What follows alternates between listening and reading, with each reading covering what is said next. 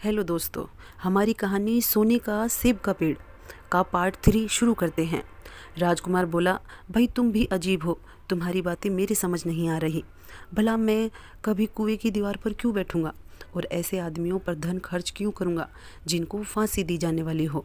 लोमड़ी ने उसकी बात का कोई जवाब नहीं दिया और अलविदा कहकर वहां से चली गई। राजकुमार सोने का घोड़ा दौड़ाता हुआ आगे बढ़ा।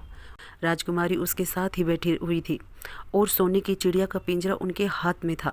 कुछ ही देर बाद राजकुमार उस छोटे गांव में जा पहुंचा जिसमें वे दोनों सराहें थी। गांव के लोग और ख़ास तौर पर बच्चे उसको देखने के लिए बाहर निकल आए।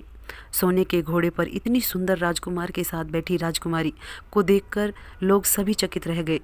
इतने में राजकुमार ने देखा कि गांव के बगीचे में एक जगह बहुत से लोग जमा हैं और कुछ शोर हो रहा है। राजकुमार के पूछने पर लोगों ने बताया कि वहां 2 आदमियों को फांसी देने की तैयारी हो रही है। राजकुमार उधर ही चल पड़ा। वहां पहुंचने पर उसने पहचाना कि जिन आदमियों को फांसी दी जाने वाली थी वे कोई और नहीं बल्कि उनके ही 2 भाई थे। वे लोग तब से उसी सजी सजाई राह में रह रहे थे और तरह तरह के बुरे काम करते थे। वे जुआ भी खेलते थे और जुए में बहुत सा धन हार चुके थे। उन्होंने लोगों से बहुत सा पैसा भी उधार लिया था। उन्हीं सब बातों से चिढ़कर अब गांव वाले उन्हें फांसी पर चढ़ा रहे थे। राजकुमार भला यह कैसे होने देता। उसने लोगों से कहा कि मुझसे रुपए ले लो और इन लोगों को छोड़ दो। उसके बहुत कहने सुनने पर लोग राजी हो गए और उन्होंने उन दोनों आदमियों को रिहा कर दिया। राजकुमार अपने भाइयों को छुड़ाकर आगे चला गया। कुछ दूर चलने पर जंगल में उन्हें एक कुआं दिखाई दिया। कुछ दूर कुएं के पास आराम करते हैं, वहां ठंडा पानी पीने के बाद हम आगे चलेंगे। राजकुमार राजी हो गया। अब वह भूल चुका था कि लोमड़ी ने विदाई होते समय उससे कहा था कि वह घोड़े से उतरकर कुएं की दीवार पर ना बैठे और ना ही आराम करने करे। वह घोड़े से उतरकर कुएं की दीवार पर बैठ गया और आराम करने लगा। उसके दोनों भाइयों ने मौका देखकर उसे कुएं में धकेल दिया। इसके बाद उन्होंने घोड़े पर राजकुमारी को डालकर सोने की चिड़िया का पिंजरा उठाया और वहां से चलते बने। कुछ ही देर में वे लोग अपने राज्य में लौट आए।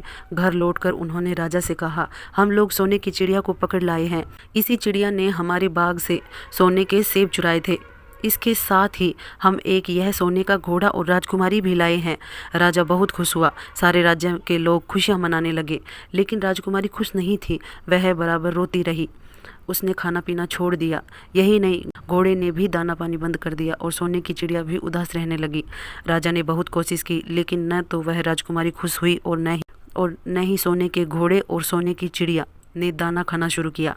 उधर छोटा राजकुमार कुएं में गिर गया था, लेकिन वह मरा नहीं। कुआं बहुत गहरा था, लेकिन उसमें पानी बहुत थोड़ा था। वह कुएं में बैठा बैठा अपने भाग्य को कोसता रहा। अब उसे फिर उसी लोमड़ी की याद आई और पछताने लगा।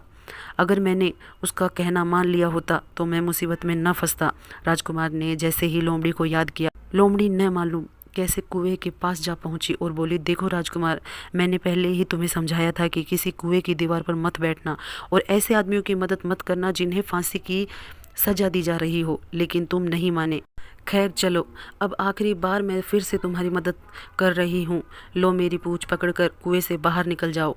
यह कहकर लोमड़ी ने अपनी पूंछ कुएं में लटका दी। देखते देखते पूंछ इतनी लंबी हो गई कि कुएं में पेंदे में पड़े राजकुमार के पास तक पहुंची। राजकुमार उसे पकड़कर कुएं से बाहर निकल आया। लोमड़ी ने उससे कहा, जाओ अब तुम अपने घर जाओ, लेकिन जरा होशियार रहना। तुम्हारे भाई तुम्हारी जान के दुश्मन हैं। वे लोग जरूर तुमको ढूंढ रहे होंगे। राजकुमार घर की ओर चल पड़ा। अपने राज्य में पहुंचने पर उसे एक भिखारी मिला। भिखारी को उसने अपने सुंदर कपड़े दान में दे दिए और उसके भद्दे पुराने कपड़े पहन लिए। इस तरह भेष बदलकर वह अपने किले में पहुंचा। वहां उसके पहुंचने पर एक बड़ी आश्चर्यजनक बात हुई। सोने का घोड़ा खुशी से हिनहिनाने लगा और दाना खाने लगा। सोने की चिड़िया भी पिंजरे में खुशी से फुदकने लगी और गाना गाने लगी। राजकुमारी ने अपने आंसू पोंछ डाले और वह भी खुश दिखाई देने लगी, लेकिन राजा की समझ में नहीं आया। उसने राजकुमारी से इसका कारण पूछा तो वह बोली, मैंने तो पहले ही आपको सारी कहानी बता दी थी।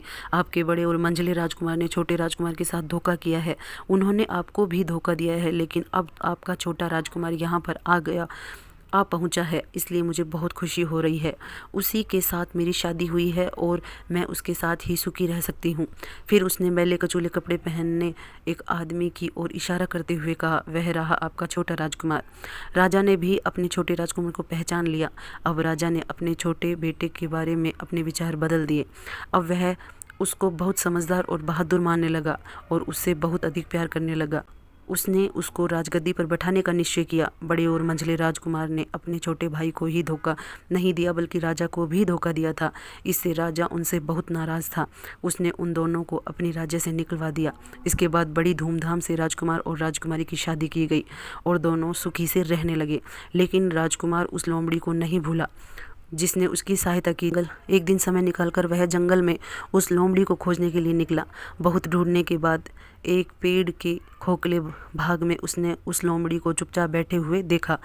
लोमड़ी बहुत उदास थी और पहले से बहुत ज़्यादा दुबली हो गई थी। राजकुमार को देखते ही लोमड़ी ने उसे पहचान लिया और कहा, अहो कहो राजकुमार, आज इधर कैसे भूल पड़े।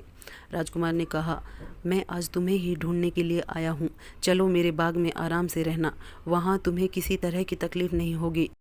यहाँ तो तुम्हें जंगल में खाने पीने की तकलीफ़ होती होगी और जंगली जानवरों और शिकारियों का डर बना रहता होगा। लोमड़ी ने कहा, नहीं राजकुमार, मैं यहाँ ठीक हूँ और भला अब तुम्हें मेरे दुख से क्या लेना देना। तुम्हारा काम निकल गया, अब तुम सुख से अपने राज्य में रहो। राजकुमार बोला, नहीं, तुमने बड़ा उपकार किया है, मैं तुम्हें इनाम देना चाहता हूँ और अपने साथ ही रखना चाहता हूँ। राजकुमारी भी बहुत खुश होगी, वह तुमसे मिलना चाहती है। लोमड़ी बोली, नहीं। लोमड़ी बोली, अगर तुम सचमुच मुझे इनाम देना चाहते हो तो मेरा एक काम कर दो। मैंने तुमसे पहले भी कहा था कि तुम तीर चलाकर मुझे मार दो, इसी में मेरा भला होगा। असल में एक जादूगर ने मुझ पर जादू कर रखा है। मैं लोमड़ी नहीं हूँ, मुझे उसके जादू के प्रभाव से लोमड़ी के रूप में रहना पड़ रहा है।